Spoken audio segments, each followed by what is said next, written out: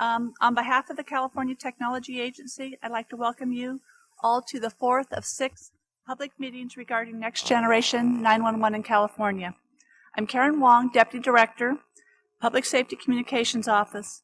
Today's meeting is being taped and will be posted on the California Technology Agency's website.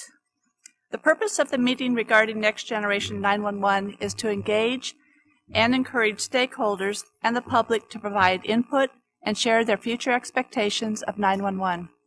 The Public Safety Communications Office completed the 911 Emergency Communications Strategic Plan in July 2010 and recently completed the Next Generation 911 Roadmap.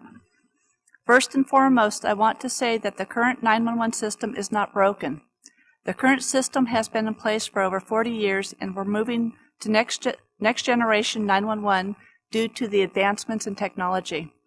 Next Generation 911 will provide the ability to accept multimedia data, text, video, and photo, improve interoperability, and the 911 call routing. It's important as we move forward that we understand the stakeholder and the public expectations. Our panel members today are Ryan Doolin, Chief California 911 Emergency Communications. Ryan joined the Public Safety Communications Office as Chief of the 911 program in October 2010. Chief Reginald Chappelle is a 25-year veteran of California Highway Patrol. He is currently assigned to the CHP's Information Management Division as the Chief Information Officer. Chief Chappelle provides oversight for the CHP's information technology and telecommunications applications and infrastructure, communications center support, and the Computer Crimes Investigation Unit. Chip Yarborough, representing the State 911 Advisory Board, is also the Director of the Heartland Fire Communications Authority in San Diego County. He has been in public safety dispatching for over 30 years.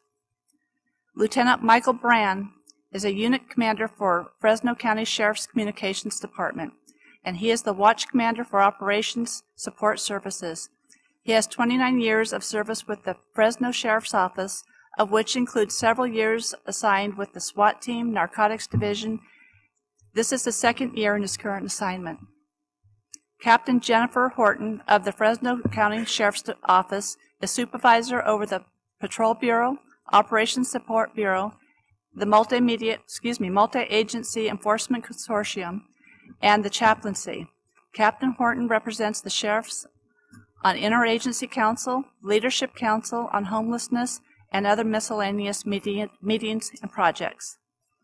Dory Rousseau is the 911 County Coordinator for Fresno County and has been a communication supervisor with the Fresno County Sheriff's Office for 17 years of her 21 years of service. She's also been involved in the Companion Officer Program and Concerns for Police Survivors.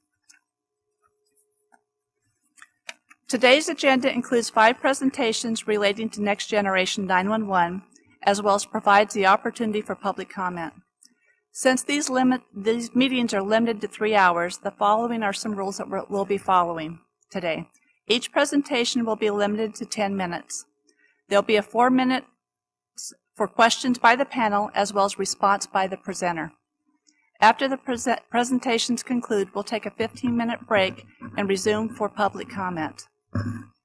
Public comments will be limited to 3 minutes. Anyone wishing to provide public comment must sign up in advance, so please be sure to sign up with Judy Quezada or Paul DeMaz. Judy stepped out, but here is Paul. I just want to check with the panel members if there are any questions or comments before we begin. Okay, I'd like to introduce our first presenter. Okay, it's a little out of order, so bear with me a second. Shelby Geiser is the 911 County Coordinator for the Tulare County Sheriff's Department and also serves as a member of the County Coordinators Task Force.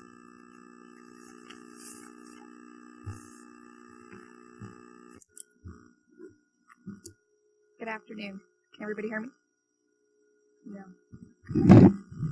Is that better? Okay. Good afternoon again. My name is Shelby Geiser. I've been a 911 county coordinator for the past 4 years, and again, I'm a member of the County Coordinator Task Force. I am here to talk to you about the PSAP's point of view regarding the Next Generation 911.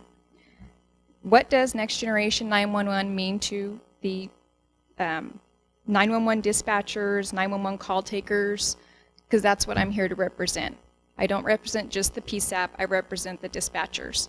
What does Next Generation 911 mean to them? Has anybody asked a dispatcher what that means? I have. I asked, and I got a lot of blank stares. So we have a long way to go when it comes to educating and teaching our dispatchers what's to come and how it's going to affect their job functions. Because today, as we know it, the majority of them don't quite understand what's coming down the pike. Okay, any device, anywhere, anytime. We talked about real-time texting, or real-time text, which is tweeting, blogging, short message service, which of course is texting. There's also instant messaging or email. Other modes of text communication would be still photos, text videos, and of course analog gateway, which is the regular phone lines. All of these are included in the next generation brainstorming. Everyone's talked about the texting and the messaging, and I've heard about the emailing and the blogging on networks such as Facebook and MySpace. But could we, at a PSAP level, utilize Facebook for a 911 solution? One other possible solution that I know of personally is reverse mass calling.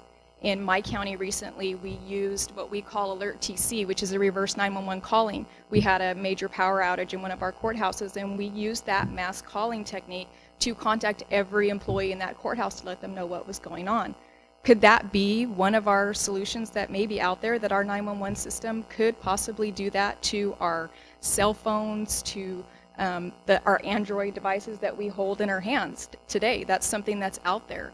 NextGen 911 is limitless. However, when it comes to a PSAP point of view, there's a lot out there that needs to be brought down to us, to our level, so that we understand what's coming in. What does Next Generation 911 mean to the public? Or a better question is, what does the public expect from 911 Next Generation? The public expects one number, any device, anywhere. They want to know that they can pick up a phone or any device they have in their hand and dial 911, it's going to get them the help they need. They don't want to know what's going on behind the scenes, they just want to know that they have help out there. So let's talk a little bit about history of technology. Starting about 20 years ago, there were the bag cell phones. After that, the big brick cell phones. And then the Motorola flip phones. And then, of course, now we have Androids.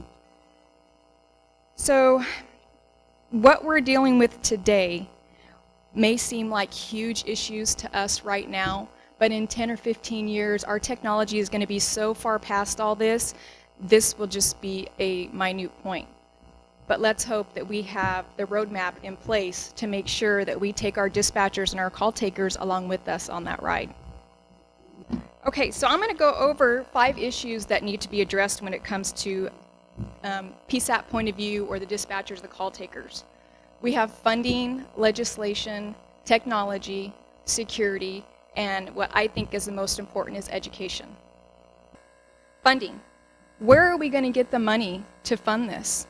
If we're talking about hosted solutions for counties or regions, because really Next Generation is talking about having regional networks, where are we going to get the money to fund this? We're going to look at our state and our federal partners to help us out in this venture, but we also need to look at internally where are our departments going to come up with the money to fund the equipment, the technology that's going to take, and the education for our dispatchers, because not only do they need a one-time education, but they need ongoing education as the technology evolves. We need to start looking now at what's in place, and we need to start looking at how we can improve or work upon what's coming next. We need to make sure that we collect 911 fees from every single device, even phones that are pay-as-you-go. Any type of phone that's out there, we need to make sure that we're collecting 911 fees for those because that's going to help fund the future. Legislation. Governance and policy will be essential for a smooth and successful transition to NextGen 911, and that is a very, very powerful statement because it's very important. Not only is it important at a federal and a state level to have legislation and policy in place, but it's also going to be internal because each internal agency has to have their own policies and their own procedures on how they're going to handle the maintenance and the education and so forth for all of their dispatchers. We need to figure out how we can all work together to make sure that everybody's on the same page when it comes to legislation and that everybody knows what's going on and we can all kind of come up with the same ideas and forethoughts for the future. And technology. How are we going to work with our partners in the software design? How are we going to make sure that the PSAP has a say-so in what's happening in the software design and so forth? Because we're actually going to be the ones that it's going to affect. We're going to be the ones working on it. We're going to be the ones accepting the calls and going through the videos and the messages and all the pictures that come in. It's us that it affects. So how are we going to make sure that the PSAP is involved in the technology? It's very important that the companies, the vendors, everybody is involved to make sure we come up with a good plan. For our dispatchers, it's very important that they have the ability to filter through text messaging or video messaging and make sure that it doesn't come in just automatically. Could you imagine a dispatcher taking a call of a traffic accident and she's got 15 people calling in at the same time and they're all sending messages and pictures and she's having to decipher through each one of these pictures to look for pertinent information. You can imagine the chaos that's going on. So we have to be able to somehow filter these pictures and these texts so the dispatcher can actually pick what they need to see and what they don't need to see. Those are just little ideas that I thought of that we need to come up with because a lot of people don't think about what the dispatcher's going through. They see the big picture, but they don't really focus in on the dispatcher. And security. Security is extremely important, especially nowadays, because we do have a lot of people where everybody deals with spoofing, everybody deals with their identities being stolen, their computers cracked into, their credit cards being taken. When we're dealing with Next Generation 911, we're not just going to be sending generic information over the internet. We're going to be sending medical information, possibly employees' information. We're going to be sending caller information. It's very important that we work together to come up with an extremely secure network because imagine if somebody cracked our network and was able to get everybody's medical information. That would be disastrous. There's many ideas floating around about what Next Generation 911 could possibly give us the capability of doing. We need to just make sure that as far as security is concerned, that everybody is on the same page so that we can come up with a really great and secure network. And education, which I believe is the most important point of them all.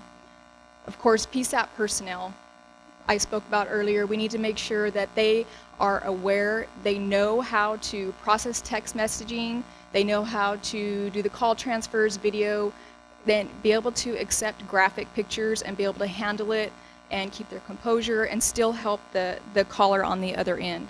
It's extremely important that they're educated because, like I said, they are, not only are they at the front line, but they're the ones that are getting the call, they're the ones that are deciphering what information is important and what is not. So education is extremely important, not only in the very beginning, but a continuous education.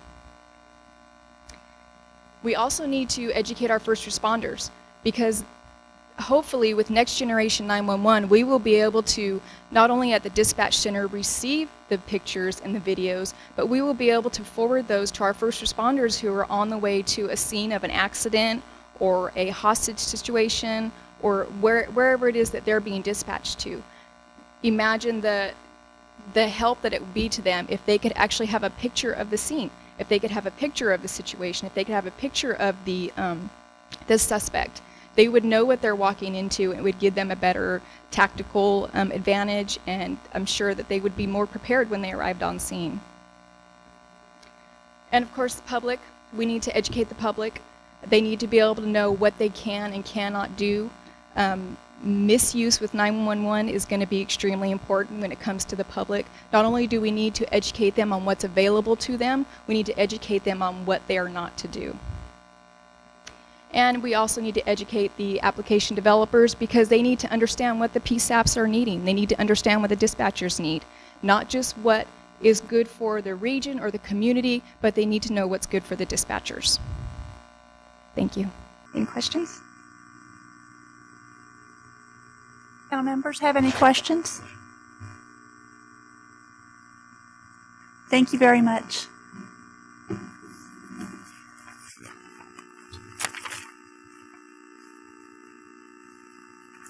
Our next presenter is Mark Holmes, Senior Consultant at L.R. Kimball, providing technical support for a wide variety of GIS-related mapping projects.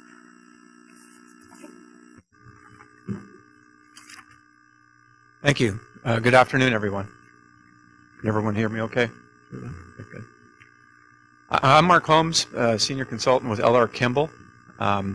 We've been involved with the state of California helping with the NextGen Roadmap, as well as we've been fortunate to have the opportunity to work with a number of states with Next Generation 9-1-1, as well as within the industry and associations, working the Next Generation 9-1-1 board. So what I want to look at here is really just take from a national perspective a number of things that are going on across the states. And one of the things, as was mentioned at the outset of the meetings, 911 is not broken. It's doing what it was designed to do initially. That was almost 40 years ago, where the real goal was to facilitate completing emergency calls through 3-digit dialing tied to landline phones. So the phones we had in our homes connected to the walls or to the wires and the circuit and switches with the telephony equipment. And there have been a number of changes. Technology's obviously advanced over the past 10 years or so, as we've had wireless voice over IP come on. The 911 technology has been modified to adapt with those technologies and the ability to call 911. However, we're to a point and more of patchwork with those technologies, and to a point whereby it's kind of the square peg into the round hole. And with the new technologies that are out there, as was discussed, text messaging, video, images, and all the different devices that we have to be able to place calls today, the 911 system is it can't be extended any further from the technology. So from Next Generation 911 and really looking at an IP-based system is where the evolution of 911 needs to go to be able to handle those types of devices. So a couple things from Next Generation 911, just through the chart that's up there. Primarily we're dealing with voice today with 911, the 911 system, text messages, video, and other types of information that come along with that are one of the big focuses, one of the big advantages from an IP-based system, but also the interoperability, so being able to communicate more with PSAP to PSAP, PSAP to other agencies, but being connected and having shared networks and be able to share different call loads and information is another advantage of Next Generation 911. So we take a couple minutes just to talk about Next Generation 911 in general. There are a number of definitions out there. It's an open standards, robust system of systems that's going to allow the public to use any device, anywhere, anytime. Now obviously with parameters wrapped around that and standards for those devices as Next Generation 911, as the technology evolves. Next Generation 911, a lot of discussion of networks, a lot of talk about the network itself. There are a number of components that also need to be thought about from a planning perspective. If we look at the diagram that's up on the screen right now, the inner circle, the green section on there, That represents the technology. So obviously network's a component of that, but there's also security, being able to secure those networks, secure the interconnectivity between different networks, different systems, the data, so the data that's flowing on that system. How's that data handled? There's a lot more data, a lot more information. We're talking about text messaging, video, other types of data, from the ATXs, the OnStars, those types of things that are flowing, as well as applications that are out there. The reverse 911, radio technology, those types of technologies that can be brought onto the network. So a lot of considerations of how those all play together. Then if we look at the outer ring, which is more of the operations side, there are a lot of things to be considering, and are starting to be more focus on those as well. From an operations standpoint, we heard Shelby talking about a lot of things from the PSAP side of things. From an operations, looking at staffing, looking at how training's handled, how do the dispatchers handle more of that information that's coming in different formats, confidentiality of that data, from recorders to other things. So how does that affect the PSAP and the regular operations? Different governance and policies in place. So how's data handled where you have multiple systems connected and sharing information? What type of policies need to be in place? And the overall maintenance management of the system and the networks. Really looking at management, monitoring, and maintenance. So all of that, a number of things to be considering and planning, and really looking at a rollout of a complete, fully deployed next generation network. That's where a lot of the states are today, and I'll talk about a few of those. But really taking from the core of 911 what exists today, but building upon that as we build out to next generation 911.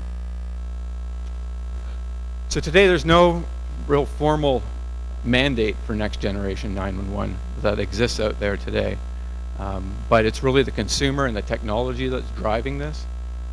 If you think about all the devices we've talked about, all the manners of communicating today through those devices, I have two teenagers at home, one 15, one 17. If I pick up the phone and call them, they never answer. But if I send a text message, they text me back right away. So it's that generation that's coming up that really we're looking at next generation and building that for them to be able to communicate to 911. Even my 7-year-old, there's always applications out there for these devices. He doesn't have a phone, he's got one of those iPods, but he has an app. His brother and sister, the teenagers, got the app on there, so he can text to them from his iPod. So even kids that young understand texting and how to use that. So that's really the driving force here from a technology standpoint. It's really NG9-1 still in development. There aren't any fully deployed systems yet out there, but there's a lot of progression towards that, and I'll go through some of the states and look at from a planning perspective and implementation where we are at a national level. The FCC has also been involved recently with NG9-1-1. They currently have a notice of inquiry out there. I think they're due on Monday, but they've been out for 45 days or so looking for information from the public, from 911 community, and anybody can go respond, but really looking at gathering information to a number of operations, policies, technology, questions that they have, categories and questions, and trying to gather that information. They've also included next generation 911 and some of the public safety information in the National Broadband Plan that was released last year. So there's more activity at a federal, national level of looking at the evolution of next generation 911. And as we see from different states are looking at from legislation, current legislations that exist could be outdated, what might need to be changed at a state level, also at a local level for the different legislations that are in place, as well as networks. There are a number of networks being developed that can be implemented today as that evolution continues. So if we take a look at a couple different maps here, the one on the left, focusing on that one, that's really taking a look at, from a state level, those states that are in green. There is a level of statewide planning for Next Generation 9-1-1 going on, and a number of activities there. You can see California with a strategic plan and the roadmap that some of you might have seen are engaged in state level planning as with a number of other states. Over on the map to the right, two different shades of green. The darker green, there is some state level implementation or testing going on with networks.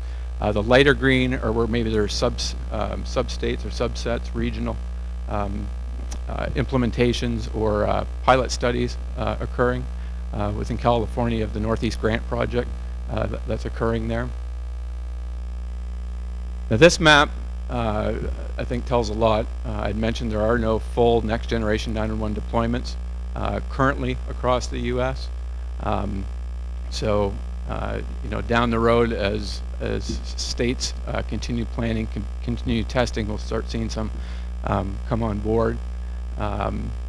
Potentially a Rhode Island or a New Hampshire, Connecticut might be one of the first ones coming along. But with the planning and everything going on within California, California is not going to be that far behind. Probably currently right now, from being ahead or being a little bit later on, I see California being kind of right in the middle for some of the activities going on, some of the plans moving forward, which is a good thing. To cover a couple of the states here that there are quite a few activities, just to give you a sense of what's happening in some of the other states. Texas, they've been doing a lot of planning over the years and have developed a master plan at the state level, really looking at the functional requirements that are needed from a network and the architecture of the system.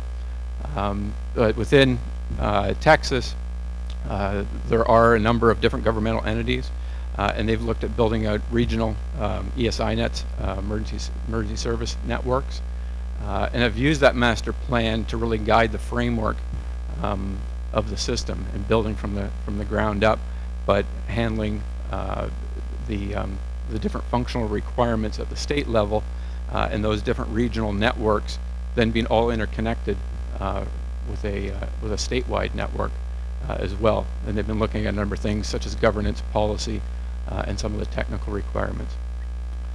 Michigan, they've done a number of studies, feasibility study from a network standpoint to see what type of capabilities currently exist that could be leveraged, as well as taking a look at other types of systems such as data, looking at GIS data, and again, governance and funding, so a lot of stuff tied to legislation, as I discussed earlier. Some other activities in the state of Minnesota, building out an IP-enabled network. The state of Tennessee is looking at existing networks, what can be leveraged. So through all the planning as well, one of the important aspects is to look at what might already exist in terms of not creating any duplication, potentially reducing costs. State of Colorado, Massachusetts, and Kansas are all in the planning process as well. The state of Washington has completed their planning and are starting to begin some pilots for testing. So in summary, with one of the big takeaways again is that consumers and the technology are really driving the need to improve the 9-1-1 system from an IP standpoint and the new devices and technology that are out there, and it's going to continue to evolve. As we know, with technology, it's continually changing, and it's important in terms of that NextGen still in development today. A number of the standards at the industry level are still being worked through, and a lot of planning is going on. So the development of those security plans, those operation plans, and those data plans, along with the network itself, all need to be looked at from a holistic approach and all together. So as well as just looking at the legislation and network. So with that, I'll open it up for any questions the panel might have, any comments. Any questions by the panel members? Thank you very much.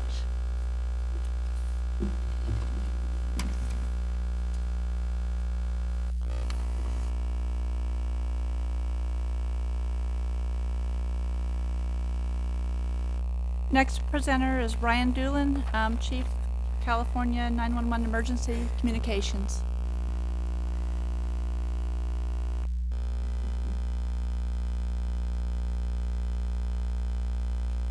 Good afternoon, panel members, audience. Mark spoke a little bit about Next Generation 911 from a national level, and I'm going to go ahead and talk about what California is doing today to move us and the state to Next Generation 911.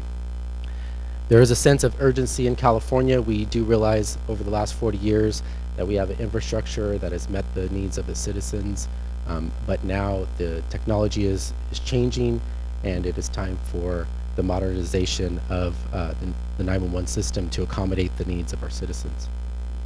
I'm going to go over a little bit about the current 911 environment in California, what California is doing to transition to Next Generation 911, and what potentially or the direction that California is taking for the future as we step into Next Generation 911 infrastructure and ecosystem.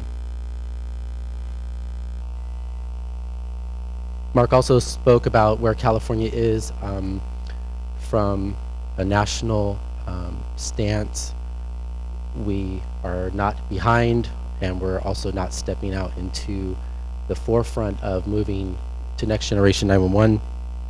California is committed to stepping out as a leader and moving the technology and the 911 system, but we have a lot to tackle, and this slide deck will show you what we're dealing with from a 911 environment in California, and some of the stats that kind of separate us from all these other states across the nation. In 2010, we have 37 million residents that live in California, and that's not including all the visitors that come to our great state, take advantage of all the services and scenery that California offers, that also have access to 911. We cover about 163,000 square miles, and that covers all the terrain from mountains to the deserts. This state office, oversees 465 PSAPs statewide. They vary from the rural areas to major metropolitan cities. We took about 23.8 million calls, 911 calls in California last year, and that's attributed to our dispatchers and call takers across the state, as well as the first responders that respond to all these calls.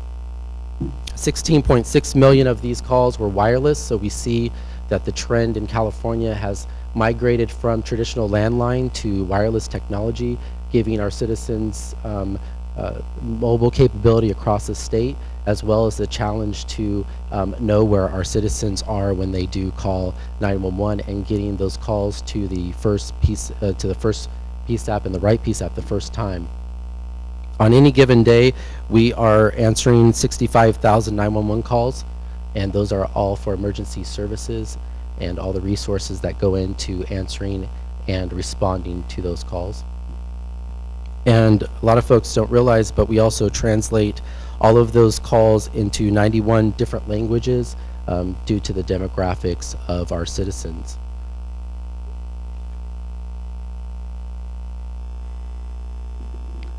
The current 911 environment, the legacy infrastructure does not allow for processing of calls and the multimedia capabilities that are required by these new technologies.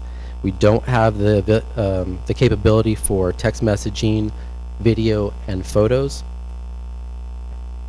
We're unable to transfer calls when volume of callers exceeds the available resources, or when there is outages. It's really a manual process to get those calls answered so that no 911 calls are dropped and go unanswered.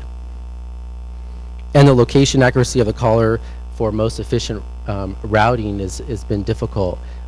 We are looking in Next Generation 911 to increase the accuracy of that location of our callers so that we can, again, achieve routing the call to the right PSAP the first time and getting that emergency service to that person that's in need of help. Some current California Next Generation efforts that are underway include that we published the July 2010 strategic plan for for actually 911. We have 3 themes that strategic plan includes, one being a major initiative for Next Generation 911. We've committed to collaborating with our stakeholders across the state. We have industry players. Again, we have 465 PSAPs to include, and a very complex local and state and federal jurisdiction kind of model in California. And the last important theme in our strategic plan is public outreach and education. And as you know, Shelby mentioned, in the Tulare area, education is, and across the PSAP community, of importance, and we've included that outreach and education not just to the public, but to all of those folks that deal with responding to 911.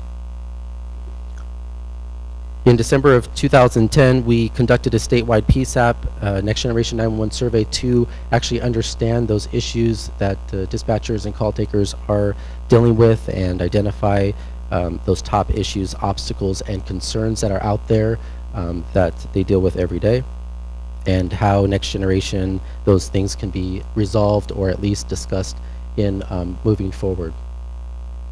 In the last part of last year, we published the proposed roadmap on Next Generation 911.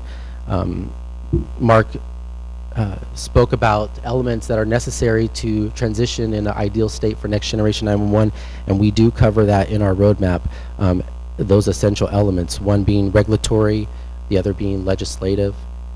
Funding, we currently use the CETNA fund, which is the state emergency telephone number account in the state of California, to fund the infrastructure and the ability to answer those calls. We are looking at technology and are focused on an open architecture so that we can allow plug and play technology within California and not be proprietary and stuck on one type of technology. We've incorporated operations aspect into our roadmap so that we can understand what our dispatchers and call takers are dealing with and how Next Generation might help, and also how to remove the obstacles to get emergency services out to our citizens. And primary concern across all of this is security, again, is protecting all the information that is potentially shared in this type of infrastructure and architecture moving to Next Generation 911. And lastly, we are conducting the public meetings on Next Generation. These are these forums. We have 2 remaining public meetings in California to collect public comment and also to have the ability to share this information with our panelists and industry partners and the public through these presentations.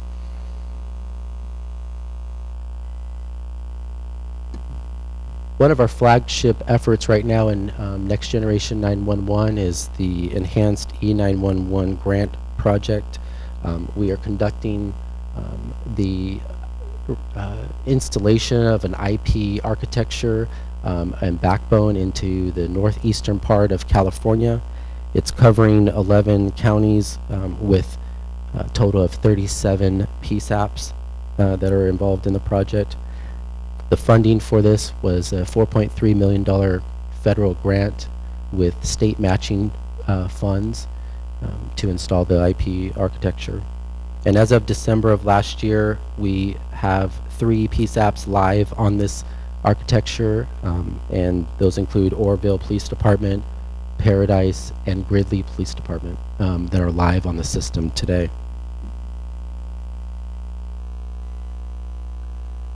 You know, to match our urgency in California and to start moving forward and get some momentum so that the next time you see the state overview of the where NextGen is, that California is going to be in that list.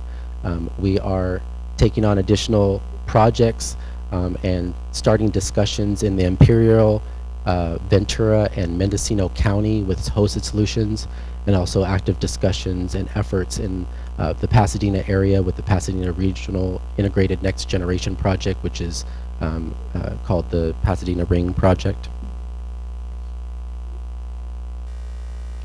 You see the slide in various presentations, and this is really where we're going in California.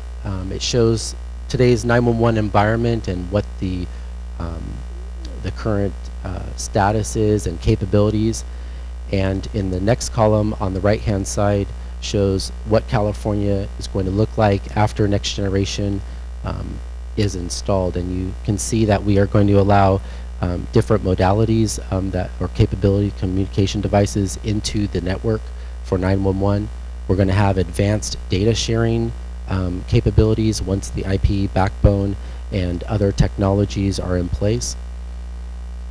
Our goal is to route automatically based on location of individuals to again achieve that target of getting the call to the right place the first time and get emergency services as quickly as possible. We have capabilities to extend beyond just the local geographic boundaries that are current jurisdictional boundaries.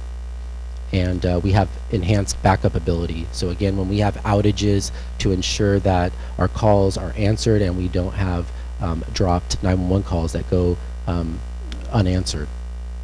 And lastly, the dynamic rerouting of callers for call congestion. We are looking to achieve the rerouting of calls based on congestion in the network and certain thresholds that are going to be met. And lastly, is just a call to action, is really focusing on engaging the public, our stakeholders, the first responders, industry to engage, participate, and share your input at forums like this. Again, we have two following public meetings after today. And we are also asking, there were 15 questions included in the public meeting notice on these meetings for NextGen, and they touch on various topics that the state is trying to deal with. We encourage all of the participants and people of interest into 911 to submit their comments in writing by March 18th to the email address that's on the screen. So that concludes my presentation, and ready to take questions.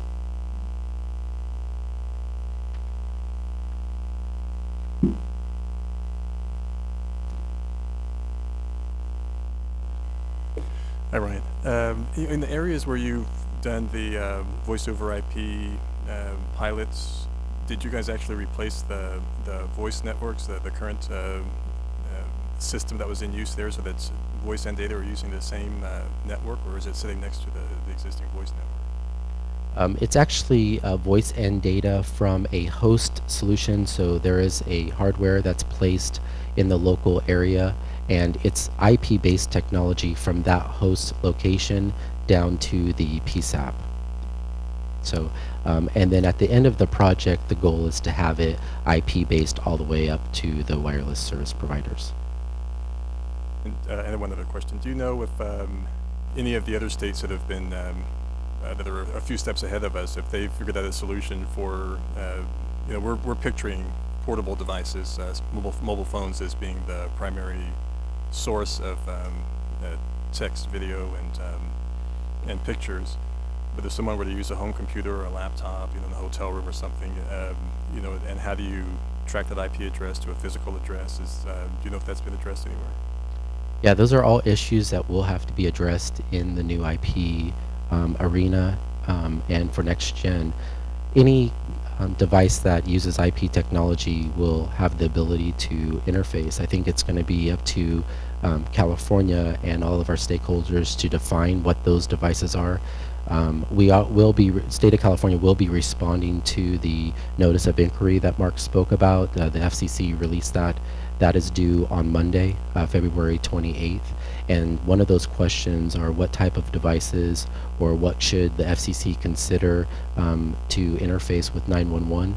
And you know, in our response, I believe we recommend that a work group be constructed across, you know, all of the major industry players, as well as NENA being very active in the community and one of the primary associations to define that, right? Because you bring up a good point is, you know, does it go down to game consoles? You know, they are on the IP network. Do we just limit it to cell phones? Do we limit it to voice over IP phones, or maybe technology that can rest on a laptop and be used as a communication device? So right now, the nation is really facing defining that, and California is going to be active in those discussions, as well as work with our own stakeholders and advisory board to define what in California we're going to bite off. Does that answer your question? Okay, good. Brian, I have a question regarding the enhanced E911 grant project. And you may have answered this at one of the advisory board meetings, but I can't remember. Is there a single CPE provider that's handling all that? And the second part of the question is there a single vendor or multiple vendors that are providing the equipment? Right now, the CPE, we have an existing contract that we're utilizing, so any CPE provider, we're leaving it up to the local jurisdiction to choose that, and we're working through with our consultants in my office and the PSAP to identify who would be replacing the CPE. And as far as the vendor, we haven't chosen a vendor to actually install all of the IP backbone from the host all the way up to the wireless service providers. We're seeing what the solutions are out there and what's going to work for the state of California, and then going to be looking at our procurement vehicles to then get that service on there.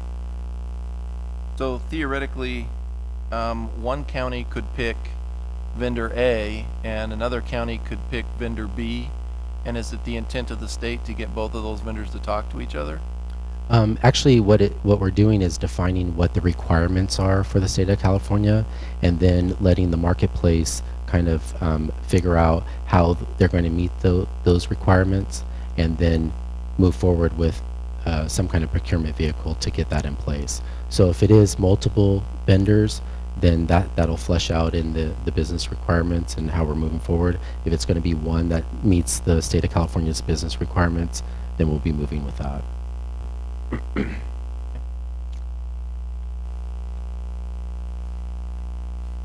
Any other questions? Okay, thank you very much. Okay, thanks. Our next presenter is Gary Wallace, Vice President of Corporation Relations for ATX Group, Inc.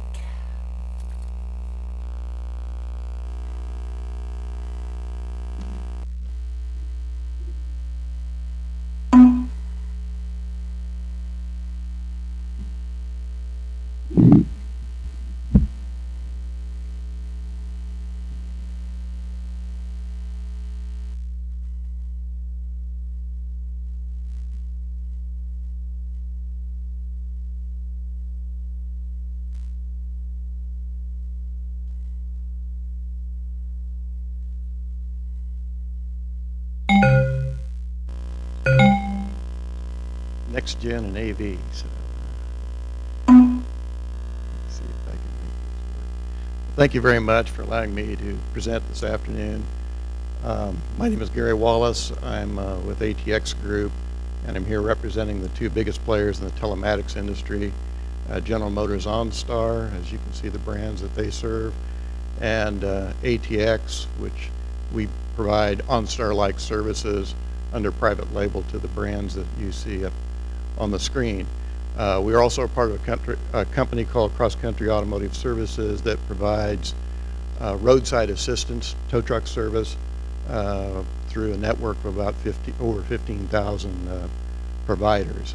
We also provide post-accident scene data to over 30 North American auto insurance carriers. The The reason that OnStar and ATX has an interest in NextGen 911, and we've been involved in this with Nina for many years, is very simple. We see ourselves as essentially a node on an emergency response network, one that we hope in the very near future is a next generation network. I'm showing you right now a list of the services that essentially represent the interface that OnStar and ATX has with 911. The automatic crash response is essentially activated by airbags or emergency tensioning restraint sensors. The emergency services and Good Samaritan represent the button pushes in the car, a dedicated OnStar or SOS button in the vehicle. You also see the annual numbers that the call types that OnStar receives nationally and in California. And for the sake of discussion today, I'm going to focus primarily on the automatic crash response. These are ATX numbers, and essentially about a third of ours represents California. A third of those numbers represent California incidents. And under automatic crash notification, you'll see advanced ACNs. And also for the sake of discussion today, that essentially is crash notifications that are coming in with crash severity data to our call center. So let me tell you, I guess, kind of walk you through what happens today in terms of automatic crash response. The vehicle crashes, and immediately it sends to an OnStar or an ATX call center, essentially the lat lawn through GPS satellite, uses and opens up a two-way voice channel on the cellular network. The data that we receive from the vehicle essentially is location data and a vehicle identifier. Again, we have contact with the vehicle. We have when we receive the call, we have a call taker that immediately notifies the PSAP.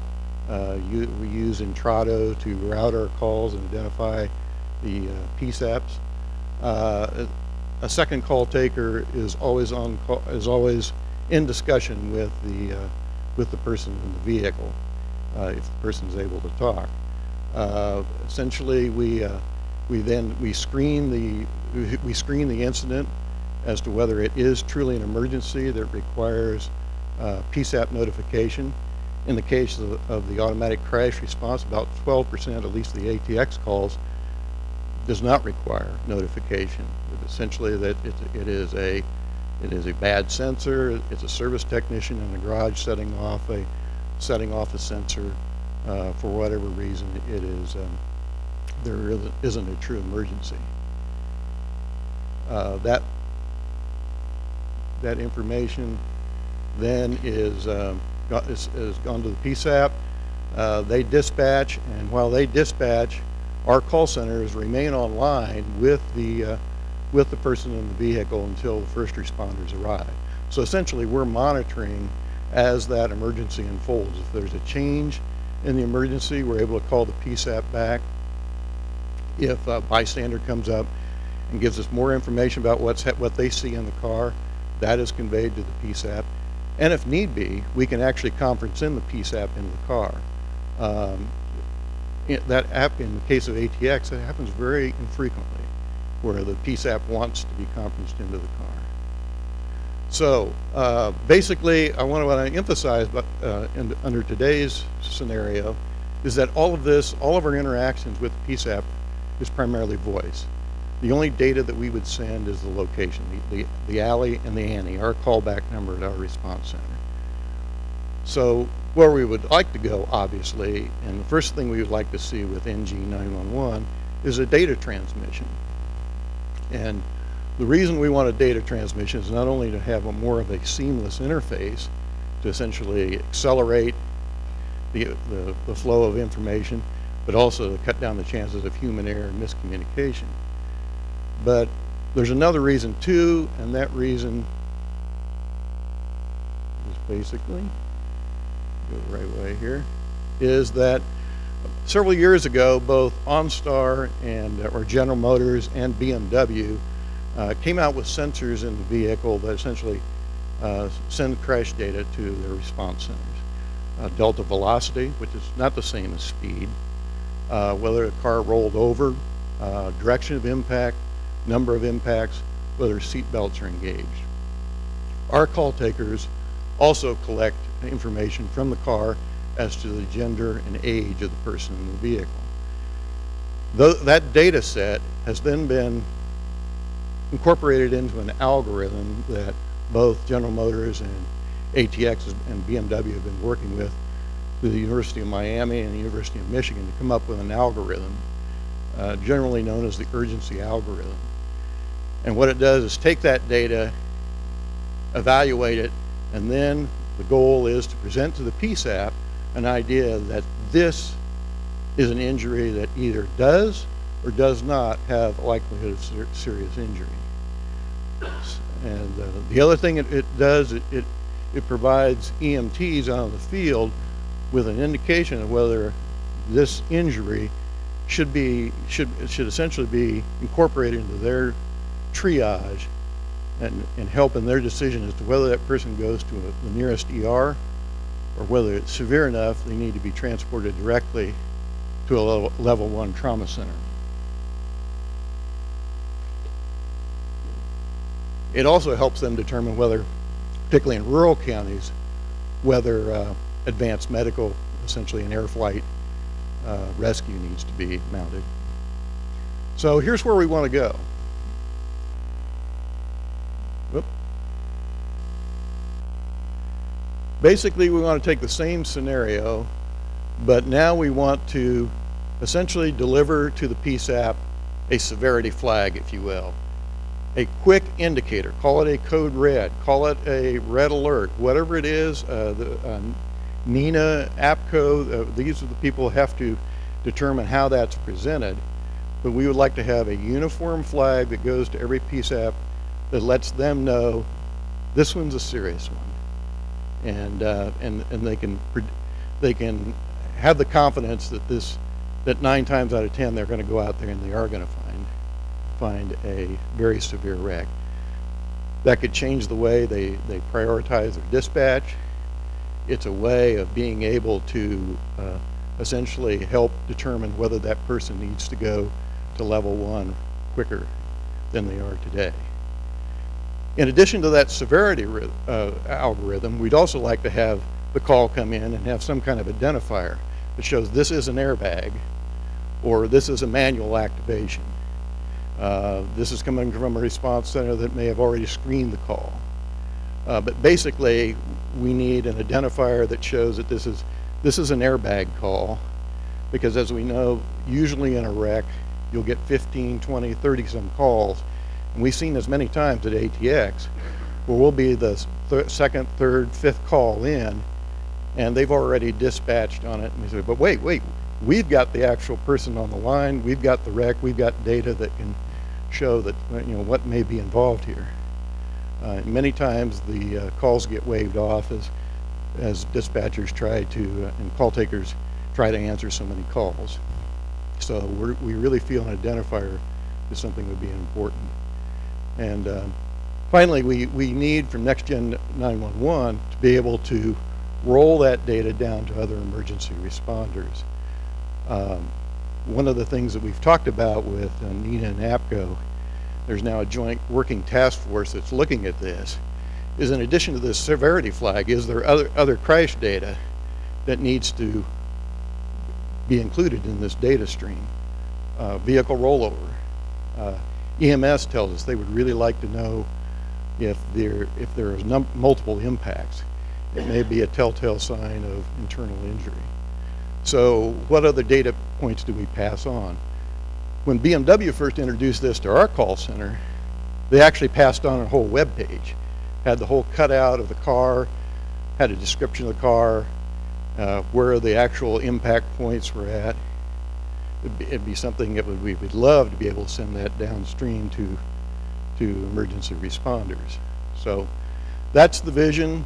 Going down, we're talking now, other data points that could come down the line, the presence of a child safety seat, fuel leaks. You know, as we become more and more data centric, the car is becoming more like a computer, generating more data, and we've really become more data managers in the telematics business.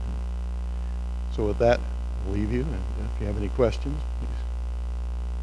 Glad to field them. A question. Ready, thank you. You talked about how you're working with the CDC and maybe the telematics industry is going to be or wants to move towards providing data to the PSAPs. It seems like a lot of data, and you said APCO and NINA are working on potentially recommendations.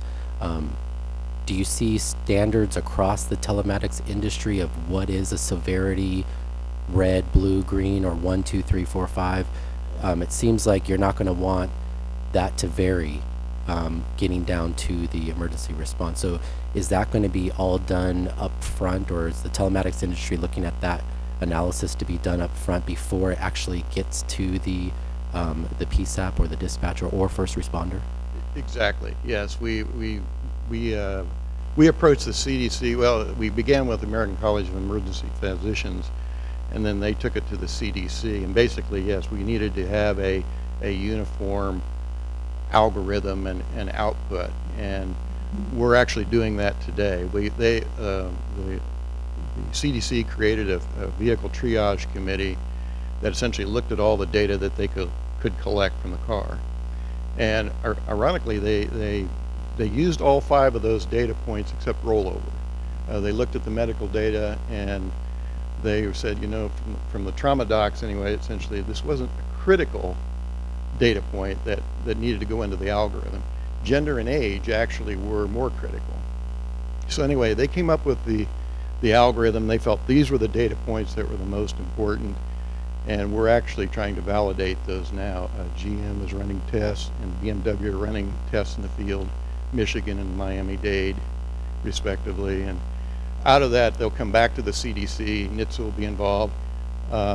On that triage committee that CDC has, both APCO and NINA have representatives on that. So well, hopefully we're headed down that path where it becomes a standard. Concurrently to that, APCO and NINA have created a working group that's taking a look at, and they've just now released those, they're asking for comment on it now, is essentially, what are all the data points that we could collect from an automobile crash? And so they've created, here's the universe, which ones are the most important, and then come back to the auto industry, which ones can we collect? And that's kind of where they're at right now, but you're exactly right. At some point, once we get whatever that severity flag is tied to, and other data points that come with that, there's going to have to be some kind of standard. Right now, we're working through NINA and APCO, maybe towards an ANSI standard. And I'm not sure if that's the direct, you know, the appropriate routes, the only one we know of right now to take, to try to go down that road and come up with a standard. Any question? All right, thank you. Thank you very much. Our next presenter is Sam Bard, a 17-year public safety veteran working in fire, EMS, law enforcement, and 911 PSAP management, currently serves as the National Sales Manager for Microdata GIS, Inc.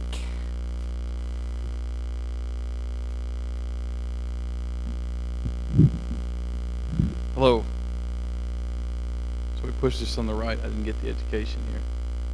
Clicks right here. Okay. Well, we'd like to thank you for the opportunity again to present in this forum. Again, I'm serving as National Sales Manager with Microdata GIS Incorporated. Probably a new name to the California arena to many of you. Is that the majority of our next generation or 911 related efforts to date have been under the AT&T umbrella, as most of our projects and initiatives within this state have been sort of, I guess, behind the curtain, if you will, related to AT&T's enterprise. So I just want to run a very high level today, and then prompt any questions that that you may have.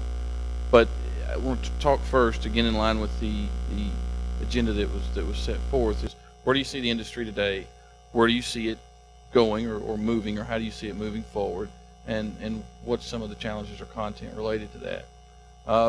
Today, like was said earlier, is that 911 is not broken in California or anywhere else in the United States. It's worked very well for nearly 40 years. But it is geographically centered or geographically siloed, in a way isolated across the country and across the state of California.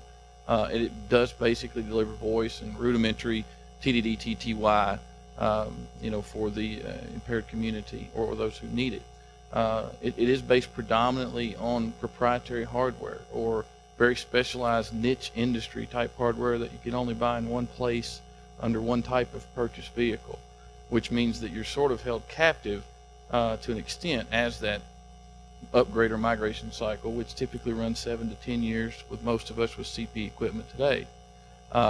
It is based almost entirely nationally upon analog technology, and the call routing is sort of based on those same set of silos, or that same little geographic piece of the world that 911 center covers. So that's the status of where the systems are today. So then in comes in Next Generation 911, and we hear this as a buzz term, and I have sales in my title, so understand that it's integral to what I do, but it is a marketing term. The Next Generation, it sounds real good, it looks really good on cut sheets and such, but it's really tough to nail down and define.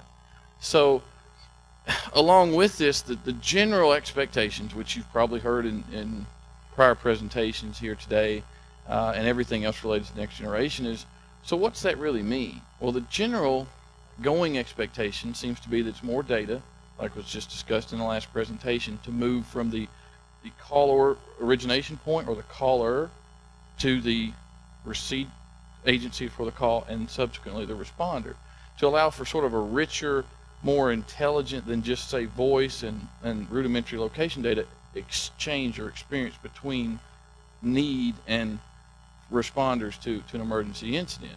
It's also to allow other ancillary access, so hazardous material, foreign language translation, different things like that sort of fold into that OnStar type, ATX type model as well. But the underlying intent, sort of the backbone of this, is to accept universal calls into the same homogeneous network, both on a state and a national level, and be able to route and transfer and move those calls and data around the country or around your jurisdiction, being California, in the same fashion, in a standardized fashion, in a homogeneous fashion. That is the intent. So so how we accomplish that is that we start to ingest data on the origination points that we've never thought about or never been able to prior to this point. And so that's where this next generation terminology comes about. So to get a little bit deeper into what that is that next generation is this nice blessing of a marketing term given to us, the vendors, right?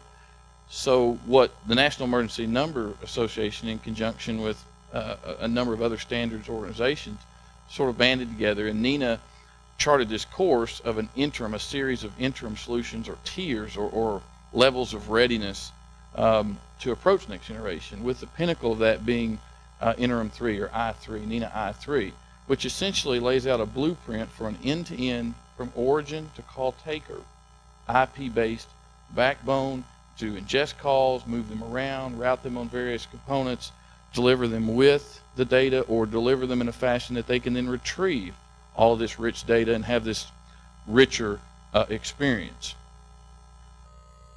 So practical benefits. So to get back out of the clouds a minute and talk about, so what does this really mean? The number one, if there's one component of the next generation type of network as we see it moving forward, is the fact that the location can and will be delivered with the call, not determined by the CPE equipment once the call is delivered to its final point of answer, as is the case today. Along with that is this richer ingest of information, which means text, both instant messaging, SMS, other type of text type messaging, to ingest video, images, whether streaming or static, the telematics that we discussed earlier.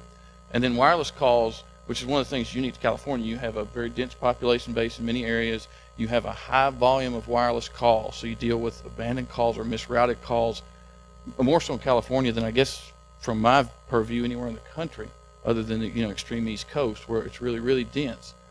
And so what's happening is these cell towers are all over your state, and they take calls based on where the tower physically is located and deliver them to a PSAP, typically based on that same location. Moving to the next generation, we will have the capability to route the call based on the location of the caller, regardless of what cell face they're hitting. So if you sort of take that 3 steps forward, imagine how that can affect the congestion that California PSAPs and agencies deal with today. Is that, they just happen to have the real estate that has this one tower which covers 4 or 5 different jurisdictions, and they're the lucky agency that gets to answer it. If we could sort of preempt that, which we can, based on the next generation model, and route those calls based on where they belong, not where the tower is that's receiving the call sits. So to accomplish that, we have to deploy what's called, not to get technical, which I try to avoid, it's called an ECRF, or lost routing, which is GIS-based routing, as opposed to a flat table that sits in a telco office or selective router today. We'll be able to do selective routing based on essentially point and polygon-like lookup. So if you imagine, if you will, throwing darts at a dartboard, the various colors represent score, the various colors will represent your jurisdiction, and then we'll dictate where the call gets transferred to or sent to. The other hallmarks woven into Nina's document, if you read it, it outlines that the equipment should not be proprietary. The equipment, the gear, the stuff should be open market type of hardware. So common off the shelf, things that can be purchased and maintained in a competitive market by lower level skill sets, if you will. So more so of common off the shelf skill sets as opposed to highly specialized. You can only get it from a microdata or one of our competitors type of approach.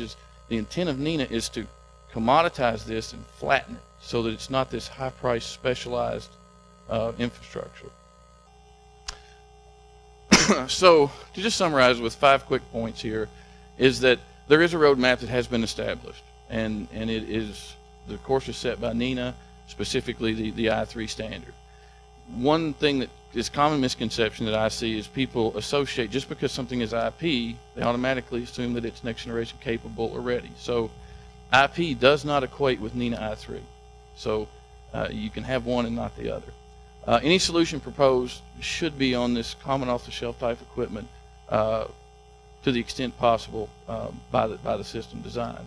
And also any solution proposed should be IP network agnostic, meaning that the IP transport to get data or calls from point A to point B should be commonly available from, say, an AT&T or a Verizon or a Comcast or Time Warner or whoever the carrier could be. It could also be fiber, lease line, microwave, or some other method of RF transport.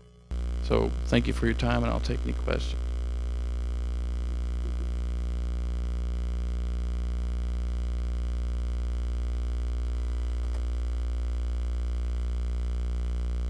Could the technology be set up so that, for example, now my son with his PlayStation now can go his 911 call, and his buddies come over and they start, texting 911 World War information into the comm center, right? So we have that trouble stuff. And remember, the PlayStation can be moved from one guy's house to the next guy's house to the next guy's house. Typically now what we do is we put a bunch of calls, and then we find it's a non-respond call. In the technology, can we turn off that system so it can't call us anymore? Yeah, much like a filter, from a technology perspective, and I think I speak for all of us, if you want to screen or discriminate, if you will, against a particular device or origin, you can. And I can see that with a PlayStation, you certainly could, is that when you move from a phone to move into something that's in my teenagers' rooms as well, you could. So from a technology perspective, you could. And so from a vendor perspective, we try to stay neutral on whether or not that's a good idea or not. I think, as mentioned earlier, this entire technology is in a state of transition from being quasi-governmental and sort of sterile and controlled to being a consumer-driven. So you and your politics, I guess, within California would ultimately determine whether or not you can turn that off. But we could certainly filter out certain class of devices if you wanted us to.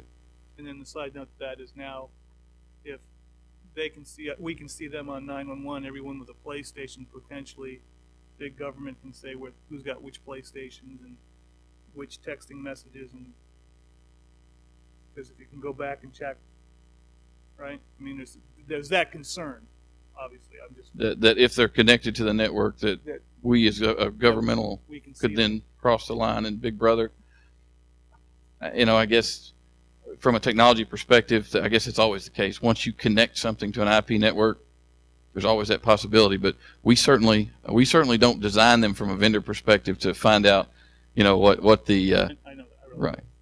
that. Okay.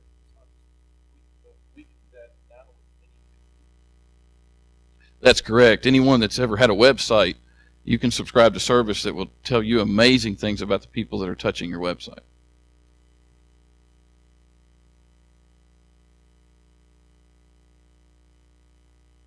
Any more questions?